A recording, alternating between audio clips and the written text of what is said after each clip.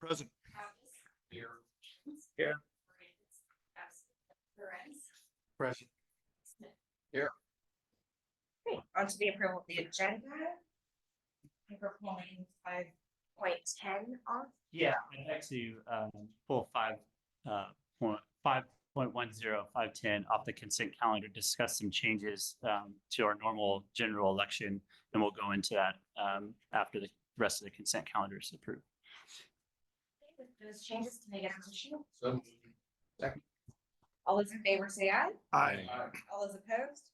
The ayes have it. Trustee Baines will lead us in the pledge of allegiance. Great. I pledge allegiance to the flag of the United States of America and to the republic for which it stands, one nation under God, indivisible, with liberty and justice for all. Okay, any conflict of interest today? Okay, hearing none, moving on to presentations.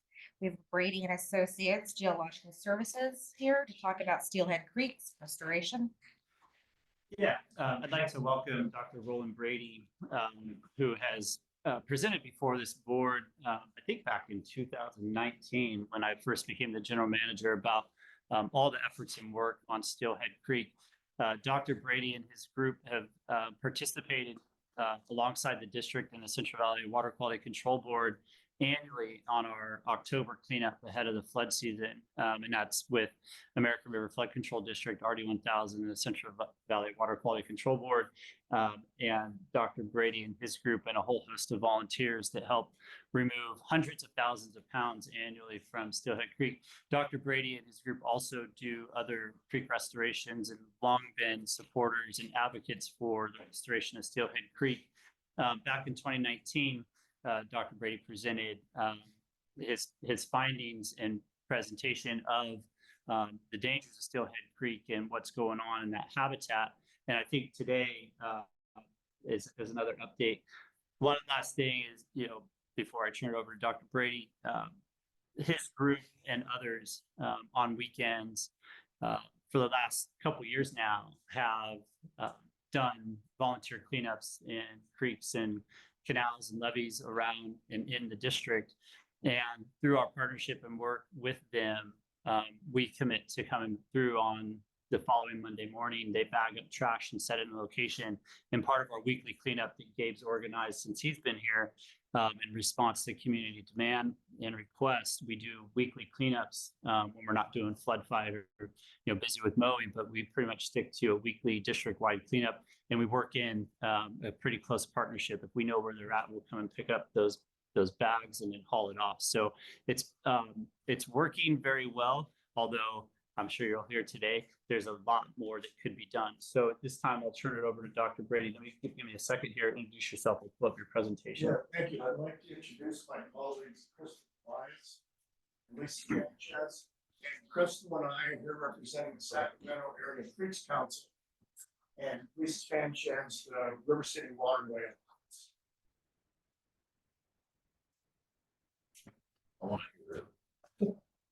Should I repeat that? No, I got it. All right, thank you. So as Kevin mentioned, we're here for an update on the progress we've made and what is left to do in the area of RD1000. Next slide. 1 second here. I want to not be in presenter mode. So.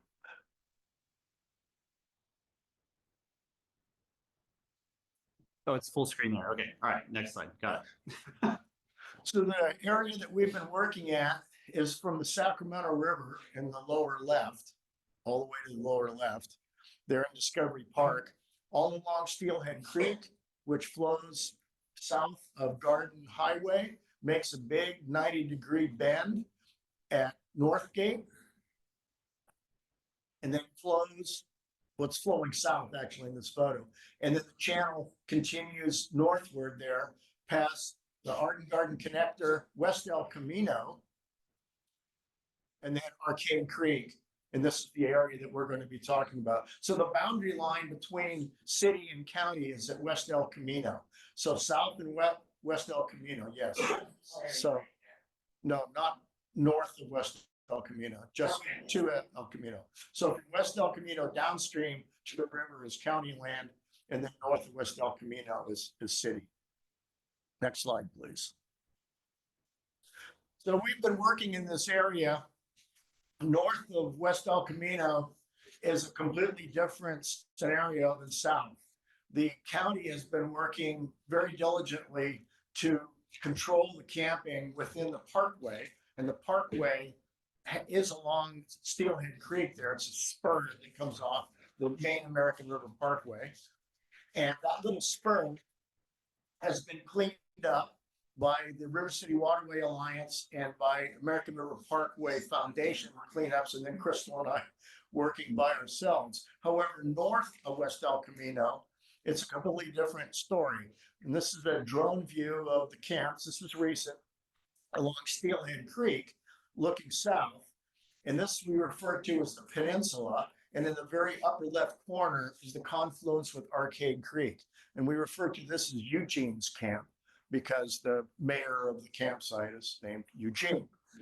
We have cleaned this with RD 1000 twice, but it keeps coming back again. And this is all below the flood level of the water in Steelhead Creek. So this whole area gets flooded out. And that's the problem. It's not so much the actual dumping by the campers into the creek as it is what washes into the creek during the floods. Next slide, please. I just want to point out one thing here, if I may. You'll see all this trash and debris, and you've heard from us about reestablishment of encampments. Our focus is on the levee. This is in channel, and so as Dr. Brady said, that first flush, particularly 2 years ago when we had a 200-year event in October, all that debris either washed down or there was rapid evacuation of those sites and people bringing stuff up onto the levees. And this is why it's important that we provide that 24/7 patrolling or frequent patrolling on our side of NIMDEC to prevent this from reestablishing on the levee during the flood season. So I just wanted to point out that our efforts are focused on that upside where you can see the levee, there's no camps, but they move down within the hidden zone of the peninsula in channel.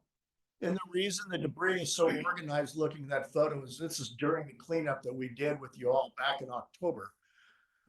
So this is typical. This is what it looks like normally without the cleanups in action. You can see that the camps are right at the water level when the water comes up. They're not only on the bank, but they're all along the floodplain. That channel is really well engineered with a very good floodplain. The distance between the levees is set correctly, and the camps move from the upper part of the levee during the winter down to right to the edge of the water during the summer. And that's where the problem starts when the water starts to rise again. Next slide, please.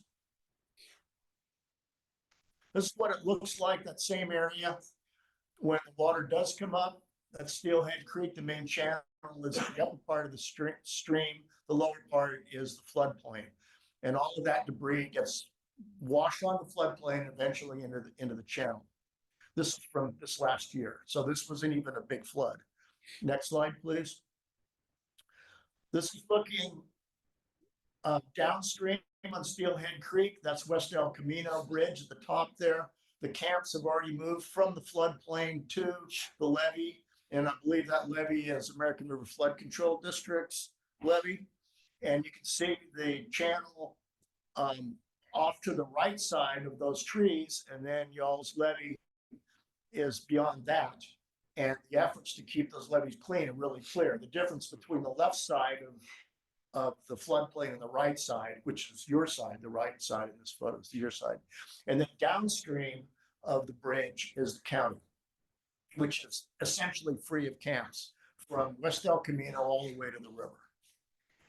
Next slide, please. The investment of this board's paying off on that. Oh, sure. I've been holding back our accounts way so, yeah, keep going. All right.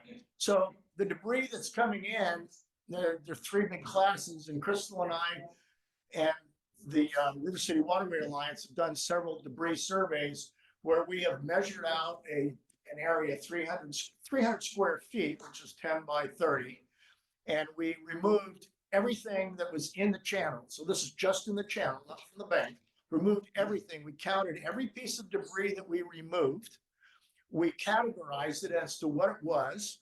We put it in bags. We weighed the bags and we measured the volume of the bags. So we have the weight, the volume, and the count of everything that we removed. And one of these survey areas just below the West El Camino Bridge, one of these 300 square foot survey areas had 1,320 pounds of debris in the channel, washed down from the channel. So if we can just go back from, Yeah, Crystal was saying I missed the slide. there was the one that had the battery and. So this was in chat. Yeah, There was another one with the battery. yeah. Okay, so, So it was on. yeah, okay, so there's the toxic waste, which is obviously a problem. Then there's the pathogenic waste, which includes human and animal feces. These buckets are always the bane of a cleanup because you see a 5-gallon bucket, you say, uh-oh, and we pull that up and double bag it and put a pink has waste flag on it. And Parks has been cleaning these up. You all been picking these up. And needles by the thousands. So the needle exchange program is not really an exchange program. It's a needle giveaway program. And these things float. So every cleanup that we've been on, we have a special bucket just for the needles. And sometimes there'll be hundreds of needles in a single camp. I'd say 90 to 95% of the camps that abandoned camps we clean up have needles in them. Next slide, please. Solid waste is considered to be more of an aesthetic problem than an environmental problem. However, that's not true because the solid waste, largely in the form of large textiles, plastic bags, lines the bottom of the channel and forms an armor. And that armor prevents aquatic organisms from burrowing into the substrate where they have some life stage. And it also prevents oxygen from entering that sediment. So the sand and gravel that's in the bottom of the channel is starved for oxygen and it forms this anoxic death zone that nothing can live in. And keep in mind, Steelhead Creek is a salmonid stream. In other words, steelhead and Chinook salmon migrate up Steelhead Creek from the American River. They used to spawn in Arcane Creek. However, they haven't been seen up there in any kind of numbers since 2016, but they do migrate further up into Dry Creek, and there is active spawning. And what's important, according to the National Marine Fisheries, is to keep these small urban creek populations viable, because as the fish that are in the main rivers continue to breed, they become genetically more and more homogeneous. So if there is some sort of a bacteria or a fungus or a virus, it can take out that whole run of fish, and it'll be up to these smaller creeks to maintain the population. And that's why it's worth the effort what we're doing in Steelhead Creek. Steelhead Creek is the main artery that connects the spawning grounds that are left with the river where the fish are coming through. So this is after the flood this year. You can see the festoon of debris. This is after we did the cleanup in October in the same area. So this is all debris that's coming down from the camps north of West El Camino. Next slide, please. So the fine fellows in the hazmat suits that you see, that's ACT. Lisa Sanchez was able to work with the county to get a special fund of money to the county parks to hire a cleanup crew, an environmental hazard cleanup crew, to work with us removing camp debris. These guys have been fantastic. And there's a crew of 5 of them. They come out every day. They're out there today. They started last Wednesday. They work until 2. They have all of their equipment. They're very knowledgeable. They coordinate. And on the photo on the right, you see that boat. It's a 14-foot plastic boat that they bring, and they hook the debris out of the channel. You can see the fellow on the left right there with a cultivator filling that boat. That's 40 feet of channel right there, filling that boat. That's what's in the bottom of Steelhead Creek. And we had cleaned this channel before over the previous years. So it just keeps coming back. Next slide, please. So the California Fish and Game Code says that it's unlawful to deposit, permit to pass into, or place where it can pass into waters of the state. And that's really important because it's not just a matter of deliberately throwing things into the water, but placing them where they can get into the waters of the state. And that means on the floodplains. And there's this whole list of debris that you can't do, including carcasses. So we haven't encountered that yet. And it says this section shall be. They're there, Roll. We just don't see it. Yeah. We haven't got any human carcasses, but we've Oh, got animal carcasses, carcasses. Yeah. lots of animals. We did them really well. Jimmy That's an Hoffa. attorney. I know. So it says this section shall be enforced by all law enforcement officers of the state. And this is a fish and game or now Fish and Wildlife Code. And the regional board also is charged with enforcing that. And this is why it's really important. I know that you get a lot of pushback with the so-called whack-a-mole thing, that anytime there's a camp and want them to move, the advocates say to just whack-a-mole, they'll come to some other area. That's okay. Because what we're fighting against is these big established camps, such as one notorious camp that's up on Steelhead Creek, Haas's camp. And we removed 68,000 pounds in the fall cleanup just from his camp. He's been out there for 12 years. He has cement mixers out there. He has a collection of antique and non-operating lawnmowers. He had a washing machine out there. And This is an air all stuff. conditioner. And an air conditioner. This is stuff that they bring in with shopping carts. So shopping carts are the vector that this stuff is all coming in on. Next slide, please.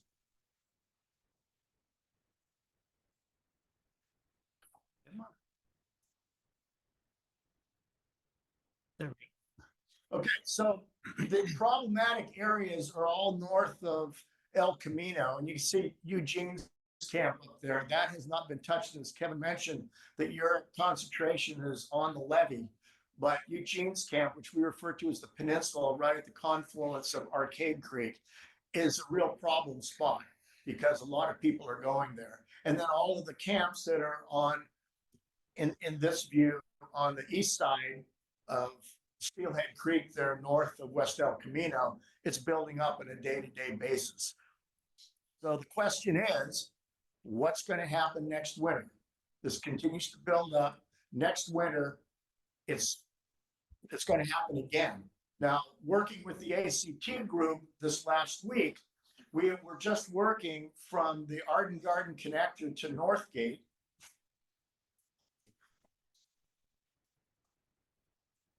From here to here. Not counting yesterday's haul, we removed 17,850 pounds from the channel and the banks. Most of it is textiles. By hand. It's very arduous to pull this stuff out. You have to wade, use cultivators, grappling hooks, pull it up the bank, stack it up. ACT has been shoveling it with their UTV where they've been loading it up. So it's hugely time consuming and expensive if you're paying for it. Our volunteer group has been doing it for nothing. As Kevin mentioned, we're collaborating during the interagency cleanups and working with you all that pick up the debris, but we're the only group that gets into the water and fishes this stuff out. So something has to change or it's just going to continue and we're going to lose this creek. Who's funding the cleanup, Bruce? The Board of Supervisors, County Board of Supervisors. And there is With a interest. special influx of funding that Lisa was able to garner for that very purpose. But it's not in perpetuity. Hey, Roland, you want to wrap and keep going on your presentation? Because I think there's going to be a robust discussion up here. No, that's the last That's one. last. That's the last slide, okay. Well, I'm sorry. I'm done. Well, first off, I want to say, Roland, thank you to you and Crystal and Lisa. I think we've met in the past. You seem familiar, but thanks again for your continued commitment to our creek streams. I mean, it's going to take a few things to move the needle on this, and people is one of them. And having passionate folks and committed folks like yours and your volunteers is a critical component here. You know, and I will say, I find this, the trash in our waterways is out. It's unacceptable. Okay, as a first world nation, as a civilized society, we have to have certain norms and rules that need to be enforced, right? This is unacceptable. And I've told you this before when we've met. I feel very strongly about this. I think this organization here, RD 1000, has done an incredible job. Yes. We're a very small organization. We have a small budget. We have limited resources, but as you can see, the proof is in the pudding. And you'll see on today's agenda, our budget, we have going to be considered by this board, allocate significant dollars towards security and additional resources for cleanups. But we can't do everything on this board, is the thing. But it's going to take people like you continuing to hold people accountable. And it's unfortunately an area geographically where you have an intersection of many jurisdictions. You know, you have the state, you have us, you have the county, you have the city, you know, the respective law enforcement agencies. You know, we're having law enforcement agency here. You know, one of my big things, as you know, I serve on, and with my colleague Elaine here, we serve on the Regional Water Quality Control Board. You know, we're tasked with, enforcing, supervising the MS4 permits for municipalities to have those stormwater discharge permits.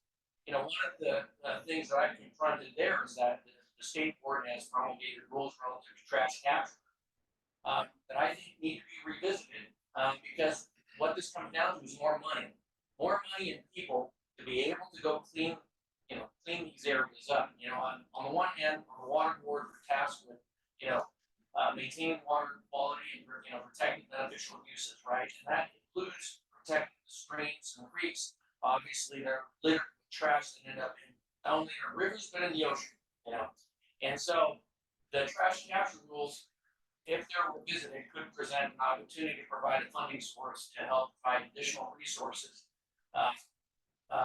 towards this effort. So I will say I will continue to work very hard to keep pushing that, but it's not easy and it's not hard, but it's going to take folks like you, keeping folks like us accountable, but not just us here, folks at the city, folks at the county, folks at the state, So I look forward to those continued discussions, but I will say, with my colleagues here, I'm very, very proud of what RD 1000 has done in terms of doing its part, and frankly, more than its part. Yes.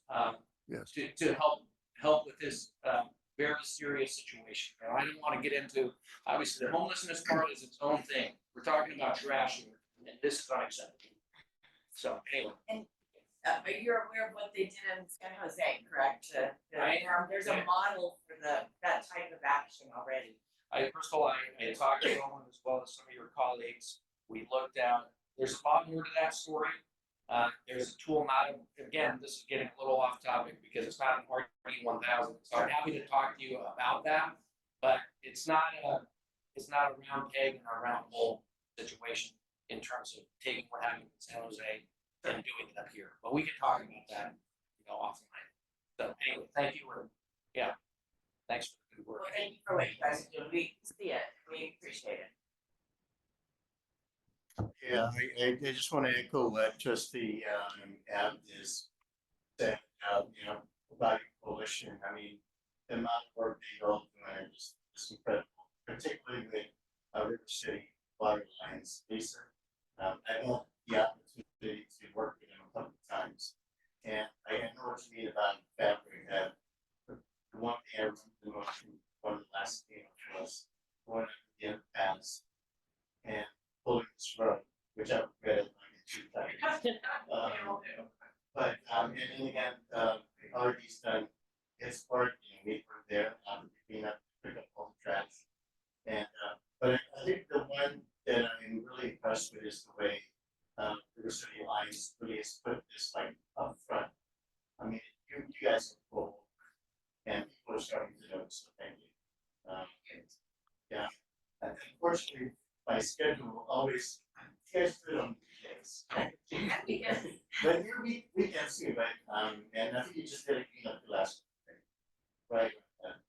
So, 5 days a Friday, week. Saturday, Sunday. that's the ACG crew is out there today. They'll be out there through next week, working between West El Camino and the Art and Garden connectors. So if you have an interest in seeing what's coming out of the creek or seeing that crew, and we've been working cheek by cheek and elbow by elbow with the ACT crew. I'm not sure when the funding's going to run out. Depends on how many days they work, but it's been really great having that help to free us up to work in other areas. And we do appreciate all the efforts beyond the budget that you have for the cleanups that you've been doing. And there was a camp just upstream on the right bank of Steelhead Creek. And it was posted and it was cleaned up, and you guys are right on it. So we really appreciate that. Thank you, Dr. Brady. Trustee Smith, do you have final comments here? I also want to express my thanks for all you're doing. My career I am a water engineer. My career goes back into the 1960s, and I've always been infuriated by people using the rivers and streams as a toy. Mhm. Goes to lots of communities. They just throw their crap on the bank. Magically, somebody creates a little rain, it's all gone. And they go back to that. So I've been infuriated by that since the late 60s. It's really just getting worse. It is worse. So I don't know what the current Supreme Court decision is going to help or hurt us as far as the homeless. The Miller decision out of Boise that created a lot of our problems, and it's just getting worse and worse. And I really appreciate the efforts of both Kevin and Gabe in doing and saying, yeah, we do have to move. There's a public safety issue here, but you guys are talking about the health of the earth.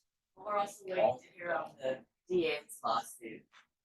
TN's lawsuit. Help a little bit too. Yeah. Yeah, just watching them. But anyway, I just want to express my thanks. It's something that I've seen my entire career, and I haven't grown to accept it. Just getting bored.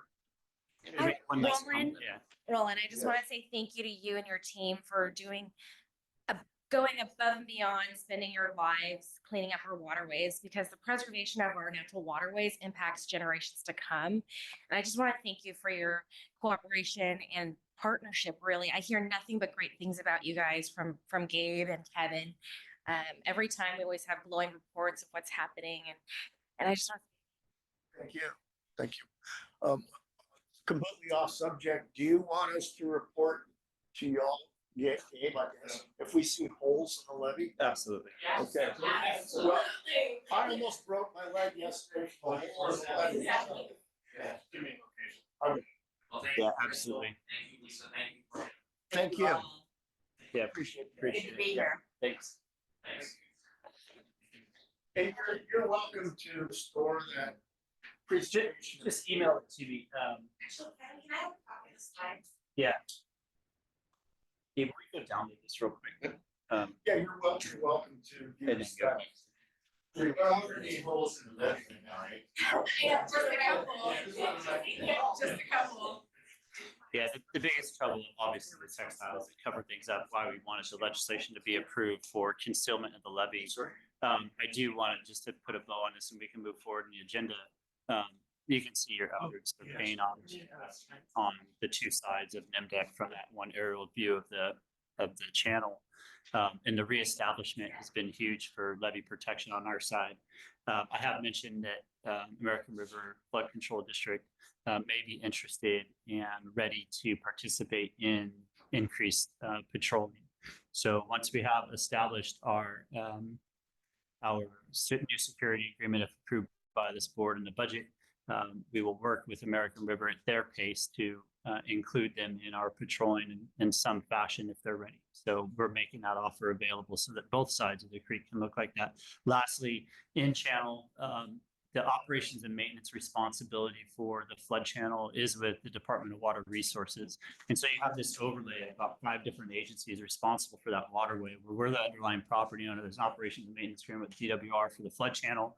Then there's the county parks, then there's city, then there's American River. So you can see that, there's a lot of agencies involved and a lot of other agencies at this point have taken a hands-off approach. The direction and leadership of this board has been in stark contrast to the direction and leadership on those other agencies in this regard. So again, tremendous accolades should be placed at your feet for your efforts and acknowledgement of our part.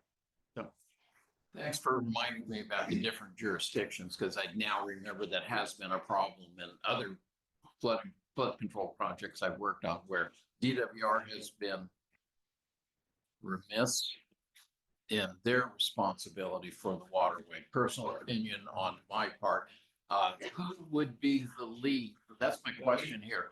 For Steelhead Creek, who would be the lead if we wanted DWR to come in and clean up? we Is there- talked to DWR Operations. They're part of the consortium that does the annual cleanup. They participated in years past and has allowed us to do bring in equipment with emergency stream bed alteration permits. You know, it's funny, you need a permit to go into a creek with equipment to clean up a disaster situation. It's interesting. Yeah, so that's a hurdle that they present to themselves, and then it's kind of a hands off to this point. So we're working with Regional Water Quality Control Board to get more participation and effort in that regard. So funding. And we would be really appreciative to be included in any kind of discussion if you find that would be helpful as to how we can help, because I know that we run into limitations about physically accessing the creek, putting personnel in the creek. And since RCWA is not an official organization, we don't have the same kind of legal structure that would prevent a contracted crew or a business or an agency from putting people in the creek. We just do it. Yep. So. Careful, Thank you, you know Dr. what you do. Yeah. We do need to move on in our agenda. We All right. got a few more Thank you. things. Thank you so Very much. much. Yep. Public comment? Staff has received no public comment on non-agendized items. Turn over 4.1, 4.3 to general manager. Yeah, general manager's report. I just have three items of note that weren't included in detail in the general manager's report in your packet. The first being that great news, our hydraulic model update is complete. We're going through final revisions on the backside to produce the maps and documentation necessary to get the first step with the city and county, the first step at letter map revision submittal to FEMA. So prepping, the next phase is the hydraulic model is complete, been tested, verified, ready to go. And so no more remapping or fine tuning. The next steps would be to identify any deficiencies on the internal channels. So we're working with the city and county on some freeboard issues that may present a problem for 200 year. We did have an update meeting on the model, was it 2 weeks ago now, or a week ago? And some on that group from staff of other agencies are mentioning, well, maybe we won't get full 200 year for all of the basin, and we'll just submit it this way. And it said, hold it, we'd be very remiss if we missed the mark accepting for not pushing for full 200 year for all and not, eliminating the need for mandatory flood insurance. We'd be very remiss if we fell short of that mark and didn't push for that. So if we need to address and work on capital infrastructure needs to address freeboard issues for the most widespread coverage to get to 200-year flood protection and eliminate the mandatory flood insurance, let's aim to accept nothing less than that. And then we'll see what comes back from FEMA. So we're getting very close. That's the mission and goal, and they all kind of agreed to it. But I don't want that acceptance of something less to creep in and start to be groupthink that, yeah, we did enough, for our group project. We all participated, some at an A level, some at an F, and we get a C. That's not good. So we're pushing for the best effort possible from all agencies. So that's progressing.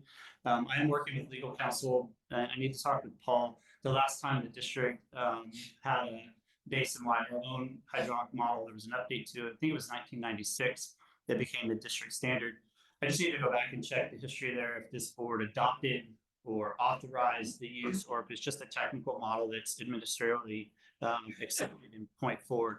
The intent for us would be, if it does need board approval, we'll come back in July probably, or maybe in June if we package it together, if it does need board adoption, and have use July 1. So all development that would come in that we evaluate for conditions of approval would be based on the new hydraulic model, July 1, 2024 and moving forward. Any development process that's in place right now that we've already are working with for plan review will still be based off of the hydraulic models that they're in process. So they don't have to go back and change anything.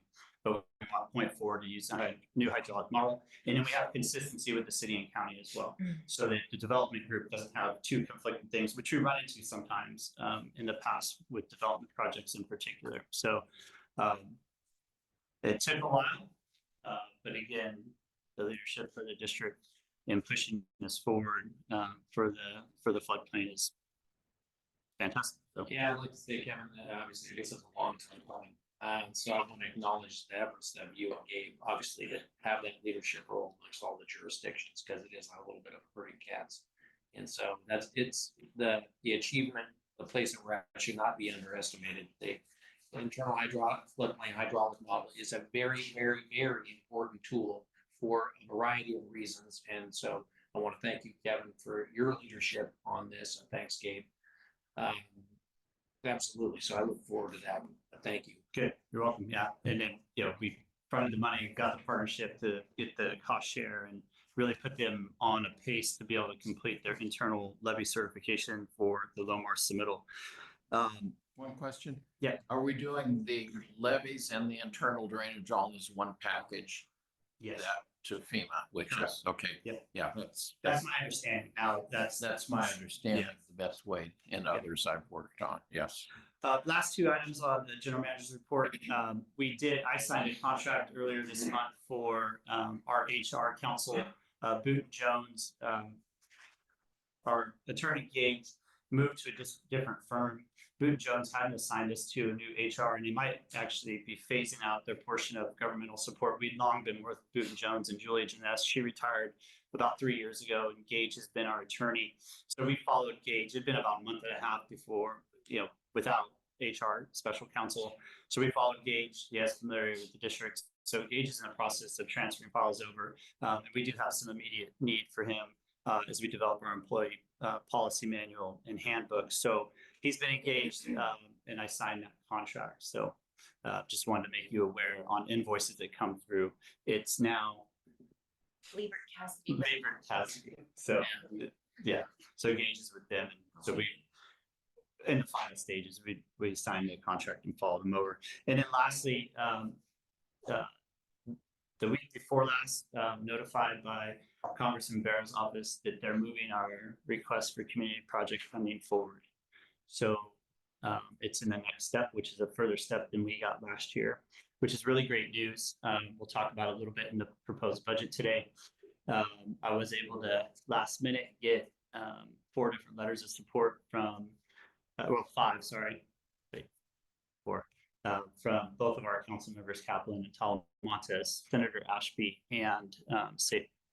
So late on the last minute from Bears, like we need as many as we can. So unfortunately, Parthy wasn't able to get it done in time. It was like a day advance notice. So in the future, we'll work. Oh, and I did, sorry, Supervisor Stern as well. So that was it. So we reached out and got those letters of support, and they said they had what they needed. So we'll wait to hear during appropriation meetings and committee meetings if it keeps advancing forward, and I'll talk about it in the budget. That's all I have on the GM's report, unless there's questions. Yes. Quick question on your number 1 item, open recruitment for flood operations specialist.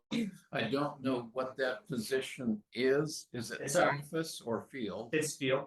And is it a new hire or are we replacing someone? We had a resignation 2 weeks ago from an employee who decided to take an opportunity at a different organization. So we started the recruitment process right away for. I just thought for added staff after we added tax, it might look No, bad. So I wanted staffing levels are the same full team, full-time equivalent. Thank you. So, yep. Okay. We had a vacancy. Operations manager. Good morning. Really just a few items to note in the report as well. Obviously staff doing a lot of things knowing it's tough right now with that rain that we got. Everything's kind of spiking up again. So spend a ton of time on mowing, and then you can't remove those postings. We did come clean up on the end deck this week from Arden Gardens, Maine. So that's we yielded about 17,000 pounds of garbage on our side. Yeah, really, other than that, most of our efforts are focused on mowing. All right, right now. That's Council. Good morning, members of the board. This is Scott Zero, working with Rebecca Smith as agency counsel. Extremely brief report this month, consistent, I guess, with Gabe's. The only real support we provided in the last month was on the election item, which Kevin has pulled off the consent, and we'll talk about a little bit later. Okay, on to the consent calendar. Can I get a motion? So To approve items 5.1 through 5.9. 5.9, yeah. I have 1 through 5. Second. Okay, trustee Smith. Okay, all those in favor say aye. Aye. All those opposed? The ayes have it. Consent calendar items are approved. On to 5.7, district general election procedures, review and consider adoption of resolution adopting the procedures. Yes, so item 5.10 is the district election procedures. Based on the statewide general election, the only change, the reason I wanted to make you aware is in the past two elections, after we transitioned to even years back in 2020, we've been doing it on the same date as the district or the statewide general election. So the first Tuesday of November. And looking at our timeline in alignment with this board meeting, we had to adopt the election procedures 180 days in advance of the election date. So that would have been calling a special board meeting for yesterday. So a recommendation for two things. We have in the election or the election procedures, we're going to conduct as proposed the district election the following Tuesday. So instead of on the same day as the state general election, it'll be a week later on that Tuesday. Totally fine. We conduct our own elections and it falls within this time frame. And it may cause less confusion for the public as well, that there actually are two separate dates, two separate elections. We've done a pretty substantial job in making the property owners aware of two separate ballots and two separate elections, but there was still some confusion last year. So on recommendation by general counsel last week, as opposed to calling a special board meeting for yesterday, it may make more sense to just move it to the following Tuesday. So I wanted to make this board aware and verbally that date has changed and it's not the same date. And we'll do our standard notification that we've done. It's been very successful the last election year with postcards out, letting them know the election timeline, nomination periods, and when election ballots will go out, and then a reminder that they'll be receiving a special ballot directly from us. And so hopefully we'll get more voter participation by doing that as well. So I wanted to make the board aware of that, and I'd entertain a motion to approve item 5.10. Board discussion. Oh. Public comments. Just to add one point to Kevin's, the code requires, as Kevin said, at least 180 days, but it's no more than 200 days. So it's not like you could have approved this last month either, even if you just wanted it to be on the same election day. So I think if this election, if you conclude that having it on a different date isn't ideal, then when we schedule board meetings 2 years from now, we can schedule the board meeting so it's within the 180 to 200 day range, which just seems ridiculous, but that's what the water code requires. I just have to ask this. Are we in compliance with the WESO bill? We're good. We're in compliance with everything with this. Yeah. And this costs spending more money. It's paying for Steve. Yeah. Correct. Yeah. Because we do our own. We don't. The county doesn't do our elections. So yeah. So it should be a little less expensive because it'd be all mail, is that what that mailing? Yes. They can always drop it off in person, but we won't have voting The booths. booths. Yeah. They just drop it in a box here. Can I get a motion? Move. Moved, second. All those in favor say aye. All those opposed? 5.10 has been approved. On to scheduled items, a discussion about the budget.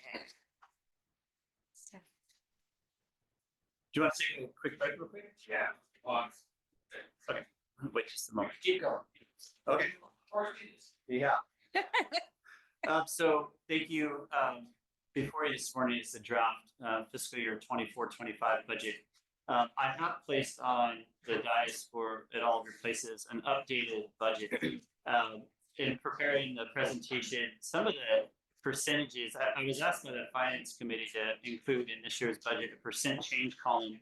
And I hate to admit it, but I'm pretty good at Excel, but I messed up on my formula on the percent change.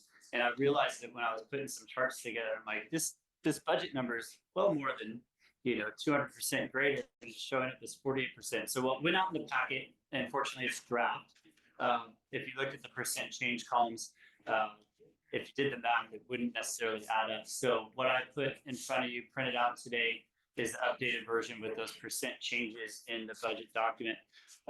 And one other change in the draft budget, and it's under facility repairs, and I'll get to it when we go through the operations section of the budget. I put in only our cost share version in the packet that went out, whereas I should show the full expenditure, inclusive of the full project amount, not just our cost share. So I'll explain that when we get to operations, but I did want you to make you aware that I printed out a new version for you today, and the version that's in front of you today, and thus substantial changes, will be what's presented to the board in June for adoption. So I just have a presentation. I'll walk through the budget for you. Overall, the total budget presented, we anticipate revenues of $13.5 million, so a 117% increase over last year. And that includes two major changes, which we'll get into in the detail of the revenue side. Total operations and maintenance is 11 million, a little over 11 million, in capital of 4.6. So the net expense to revenue. So I think last month, Trustee Smith, or during one of our meetings, asked, are we a balanced budget? This budget is not balanced in the sense that it's a zero sum, right? The expenses match revenue. This is an intentional spend down in investment in our capital infrastructure. And so the net expense to revenue, we'd be pulling out a reserve by about $2.5 million. And so, and that's to leverage the projects and the grant funding that we'll receive. So this is the pay-go system. We've been building reserve funds for capital projects to spend on, but we still have obviously a huge set of capital projects to do. But the budget isn't balanced, and it's largely driven by facility repairs and capital investment. Into revenues and the budget assumptions there. The four main drivers for our revenues are our two standard baseline revenue sources, being the special benefit assessment, which last year the board reduced by 60% after our fee was increased. So we're looking at just about $1 million in revenue from the special benefit assessment, and that's an expected 5% change in development or land use changes, right? So as the assessed values increase or change the mix within the basin, and this has been worked into our financial model for years, about 5% change. And so we included that. We don't really know until we get the assessment back in the assessment roll, but we do anticipate just under $1 million there. And then our 2% increase in our stormwater fee is built into the approved 218 measure. So we'll be looking at about $3.1 million in revenue from the stormwater fee. The two big drivers here, the reason for that 117% change, are the commitments that are pending. One of them is pending, and the FEMA reimbursement in its final stages, and that's for the canal erosion repair. And I'll talk about the expenditure side when we get into operations under facility repairs. But we do anticipate about $3.75 million in revenue for those expenditures. So varying levels of cost share, and some of our percentages are built into the expenditure side. And then miscellaneous, we have two items. It does seem odd to say miscellaneous, but it fits well into our budget chart of accounts. But I did include Vera's community project funding is $3 million, just so I can show the expenditures as well, so we don't look like we're $10 million out of budget. But we have submitted for $4 million. If we don't receive the community project funding, we wouldn't have the reflective expenditure either. So that's a 75-25, and I'll show you. It'd be about $3 million. The project submittal was for $4 million, so we'd spend $1 million, and that's to purchase 2 backup generators for pumping plant 8. All in all, the budget impact and revenues, we do anticipate about $7.25 million more. And here's the breakdown, the full sheet that's in your budget report. If you want to see the line item detail, I won't spend too much time in here. Most of the other things are about the same. FMAP grant, already approved and executed. We're shopping around at RFP right now for that work to get done. We do actually anticipate a little more interest earnings as the market changes and we have more capital in or deposits in those investment accounts, and with the changes that Jolene's been making with moving money over into the money market account at River City Bank and into California Class. So most of that in the investment report on item 5.5 was communicated, and we'll give more information on interest next month as well. This is one for the percent change. That you come out, right? Are you looking at the printout Page 6. of the staff? Yeah. No. No. What's the table? What's the heading? Revenues. Revenues? Revenues. Are you talking about the FEMA OES money? Yeah. All That's 3,646%. those revenues is about 200%. So 117. I'm just gonna X out that all. No, that's right in the printout. Right. What does it look like? Percent change, well, just on the FEMA is 3,646%. It's 3.7 million dollars in the last year. So that's the problem with putting percent change. You get these blind percentages. Our adopted budget last year was $100,000. So now it's 3.7. We go from 6 million to 13 million. It says 107. No, I may not have updated that on the in that one. Still, I'll have to double check it, but I'll have it fixed in the final budget presentation. That's why I don't like doing percentages. And Tom, just so you know, I asked for percentages in the finance, Well, because Oh my God, I flew through it. Okay, sorry. well, why is it not to be quickly zero? I know you hate that from an administrative level. Well, because we focus on that. We do focus on I said I that, would. but I think for folks who aren't steep in the budget, it kind of quickly draws your attention, okay, year over year, where are we spending money that we didn't last year? Yeah. But you're right, but this year, huge change. Yeah. Huge change from last year. And hell, I thought I got it right, and I might have gotten it wrong. All right, Kevin, you're only human, man. Trying to put this together. It is right? Yeah, that's what I thought. So, Just Jack's but I'm not going to argue with an engineer that did more math than I college trust his and I math. Jack's math. or another engineer. So I'll double check in the form. It's kind of a shocker. Is it right, Tom? Yeah, I hit the bottom next slide. See, Nick, this is my fear. So this is my fear. You're gonna lead it. That's okay, hey, no, it's okay, we're moving on.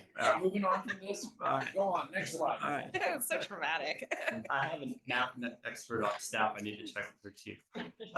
So on to the operations and maintenance budget. There are 6 main categories for the operations and maintenance budget. This is the bulk of the district's budget and expenditures, and it's broken down into 6 categories. I've ranked them in order of dollar value, and I'll go through some of those line item details. Obviously, 57% of our budget is in operations this year. Normally, it's about 30% and 30% personnel, but because of the 2 large expenditures in facility repairs, it just changed the expenditure budget to a larger percentage. But normally, the operations budget and personnel budget are within a couple percentage, and they make up about 60% of the total O&M budget. So walking through here in a little more detail into the operations budget, the main drivers are those facility repairs, $5.1 million in the operations budget for facility repairs. And a large part of that is the erosion control program or erosion repair from FEMA. Okay, question, sounds like we're doing almost 3 times as much work with the same personnel, so that means that's contracted out. Yeah. Okay. Yeah. That's all, that's, My heart goes out to your people if you say, okay, you got 3 times left to do, 7% raise. And keep mowing. well, Yeah. I would just say on that point, this has been a big issue for me. I'm not interested, obviously, passing the increase assessment voters gave us more money, I'm not creating new position, I'm not supporting the creation of new permanent positions. We're gonna keep it lean and mean to the degree that we can, and those positions are absolutely necessary. That was my earlier question about what we have just replacing. Right.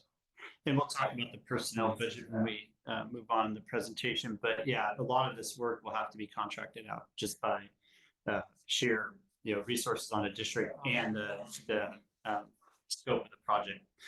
Our power budget, I normally, it's the second largest expenditure in operations. I use a 5-year running average that incorporates, heavy pumping years and dry years, and then add an inflation component. So for this year's budget, we're closing, 460, and we can miss it by 100,000 or be under by 100,000, just depends on the winter.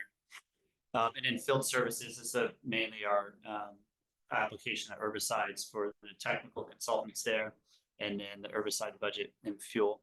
So the impact is up by $4.5 million, essentially, and largely it's due to one thing, and that's the erosion rehabilitation through the FEMA public assistance grant, which is, we should be expecting a funding agreement executed very soon.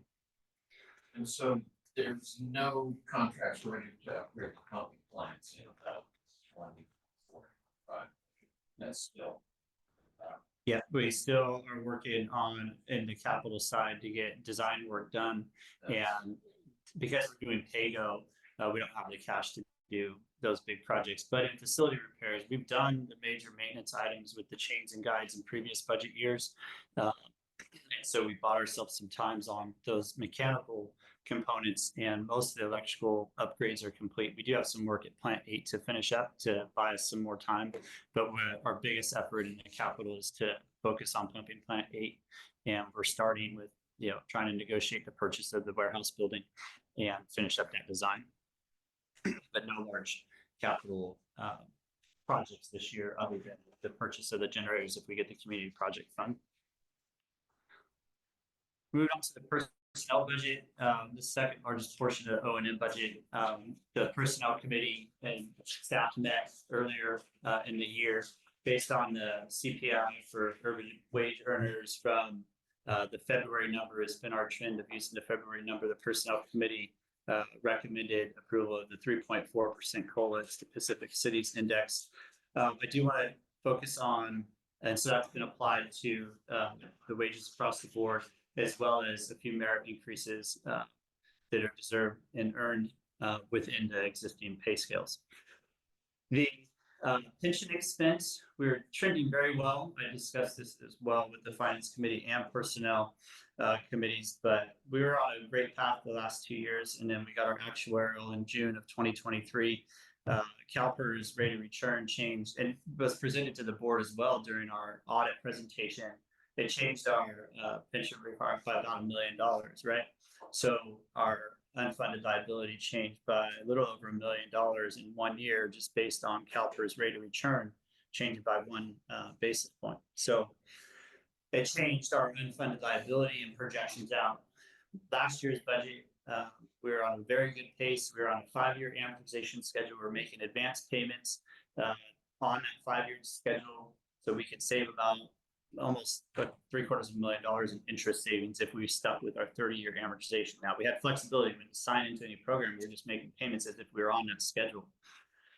This year, because of that change, that payment on it, in fact, they didn't even give us an estimate for a 5-year amortization schedule because it was very expensive. So instead of 30, what I discussed with personnel and the Finance Committee is make for our tier 1 for the unfunded liability, make a 15-year amortization payment. So what that payment amount would be, as if we're on a schedule, still better than the 30. We'll still have interest earnings and wait another year to see what the market does. And then to pay the balance of unfunded liability for tier 2 and PEPRA. And so in those 2 tiers, in fact, last year at budget time, we had a $40,000 credit in those accounts. I'm sorry, we had $15,000 credit essentially in both. We didn't make a payment. This year we have, I don't know what that is, minor. This year, between those 2 balances, we actually owe about $85,000. So we're going to pay those 2 off and then put the tier 1 15. So the pension cost is a little bit up, and hopefully the market changes and normals out. Okay. Those are the big budget drivers for personnel. Again, not adding staff. And then here's the other payments. A little slight change to the OPEB ARC payment, but we've normalized that payment out, and we don't anticipate much of a change in that for the next couple of years. No, it's, Yeah. yeah, it's just based on, I think we overestimated the actual estimated year, and we had a lot of meetings with the 218 and bled over in a lot of other meetings. And so this year I kind of normalized out what the attendance has been and what the stipends have been, but the rate stays the same. It just depends on how many meetings we have. I just anticipate less than we had in the past with our 218 process, and Like healthcare, yeah, that's. Somebody did a great job here. I mean, good deal on healthcare, that's not the norm. and well, we have employees that enroll and not and then fall off. We had an employee retire and others, and so replaced by other employees, it may be only a family of one. The healthcare costs, and so our pension pool, I predict out what the cost is for our maximum exposure based on our employee group. So, and it's based off of actuals and kind of a trend, but there is a increase on healthcare. We estimate about 10%, but we may have less enrollment. And we did have an employee that did retire that came off, and we also had for a Newton healthcare, someone qualified, particularly for that one that went into Medicare. So, That's not my out, this reduction, that's something that everybody else. Because someone passed away. yeah, so someone passed away. Sorry, this didn't want to say. Yeah, okay. On to the administration budget. I could say, hold on. The two main drivers in the administration budget are the election expense compared to last year when we didn't have a trustee election. So our election expense is about $121,000, and that includes mailings and then to conduct the election and some legal costs special to the election. Our insurance premium is up significantly as well. We have a carryover payment when we changed. The premium's up. They're the only game in town, and we're catching up on the way the payments are, so it laps the budget years a bit. So we'll have a carryover payment. In the past, we'd pay in October. This year it's split into two, and so hopefully the pool does better and we can move on. Well, Kevin, can we go back Yes. to operations really quickly? So, No. do we have a line item for cleanup money? Way back. So under for cleanup money, yes. So in this table, if you go into the budget report in operations and maintenance, a lot of our cleanup money is in personnel because it's labor and not necessarily, equipment's charged, but it's in the labor expense because we just budget for full, 2,080 hours a year and what project they work on. So we don't specifically call out that they're doing, we track it, but it's not a budget item that we expense. So we track it, we have the cost center, but we don't specifically call it out in the budget because it does in labor, but we do cost track it out. And then we do have our refuse collection where we charge out for refuse collection to that budget in operations, and that's budgeted for $50,000, and that's our trash fees basically at the dump. So when we dump the materials, and that's on page 10 of the budget report. Okay. That's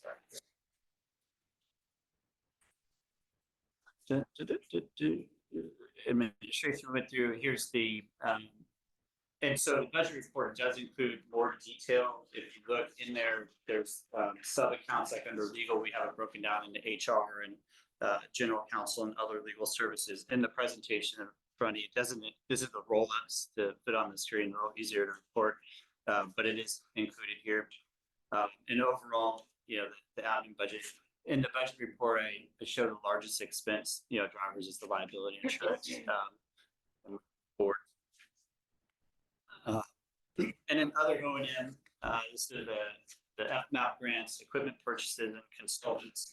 The consultant that's included in there is largely driven by security patrolling, is the greatest contribution there. It's $270,000, page 14 of the budget report. And then the FMAP grant, again, it's no match, but we include the expenditure portion and then revenue side.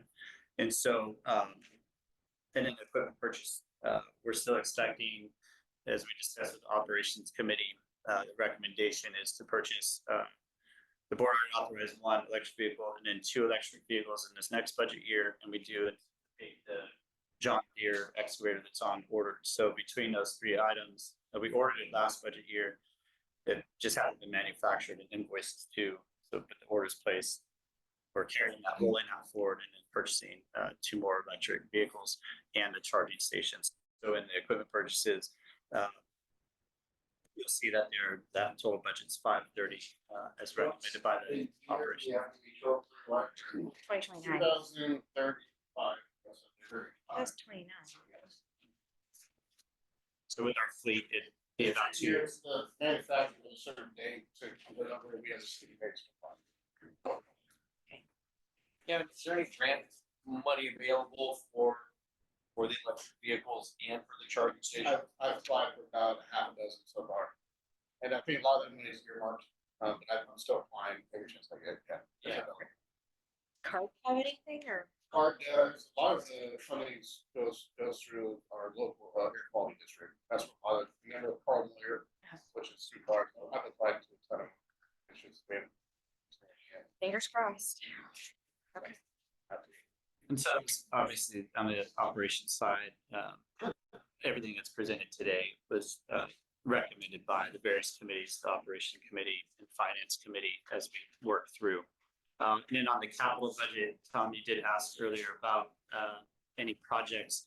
Basically, project design, we're kind of at a stopping point with pumping plant 8 until we can site the location of the electrical components. We are tracking down, as mentioned almost 2 months ago now, the potential purchase of property. I haven't included that purchase of the property in this budget because I don't know what that dollar amount would be, but it may be something that we, additional reserves or add into the budget. We're working through the appraisal process now with the property owner, and hopefully we can make that purchase. But until we know where we're going to place everything, the design for pumping plant 8 is on hold because it changes, conduits and all the utilities and how we structure things. But we hope to get that complete in the next few months. So it's largely driven on that. Once that's determined, we can continue in finalizing pumping plant 8 design, and then we can talk about how we finance that and continue looking. It'll be nearly shovel ready, and then we can apply for a lot of grants or appropriations for the full dollar amount. But we're making progress with the $4 million if we get it from Congressman Barrow, because we can purchase that. It's that portion shovel ready, and we'll have those ready to go. What's the ballpark cost on plant? 32 million. I knew. Yeah, I think and that estimate to be a couple years old. And then we'll continue on pumping plant security for 125,000. We'll add another 2 pumping plants to that. And we need to do some driving repair with the building for about $30,000. So we keep it from falling down. We may have some other exterior office repairs once the core is completed for each A, but maybe some broken windows, who knows?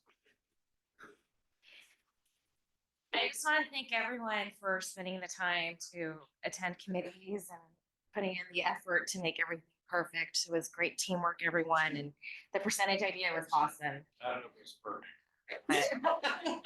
It will be by June. Don't let It wasn't an A plus, but still an A. Okay. So that's the budget, and yeah, thank you to all of you for taking the time to go through those committee meetings and go through the background and ask those questions. I'll work on. I'm going to double check my percentages, but I think they're correct.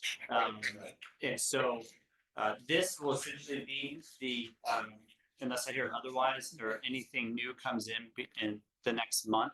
But this will be the budget that's brought forward to the board to consider for adoption at the June board meeting. So unless there's any other direction from the board at large, I'll assume that the assumptions and budget numbers are what you would like me to bring forward for adoption. Yeah, I'm just saying, budgets are always statements of priorities and a statement of what kind of organization and, we bet what we value and certainly, fiscal responsibility, but also, significant expenditures to this capital, meeting our capital improvement program to fund these, components of infrastructure that we have approved a long time ago. Just never had the money to do, so it's very exciting.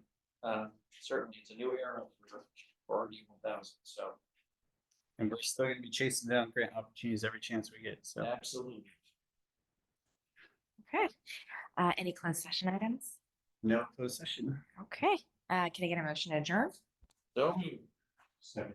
All those in favor say aye. Aye. All those opposed? We're done. Great. All right. Select.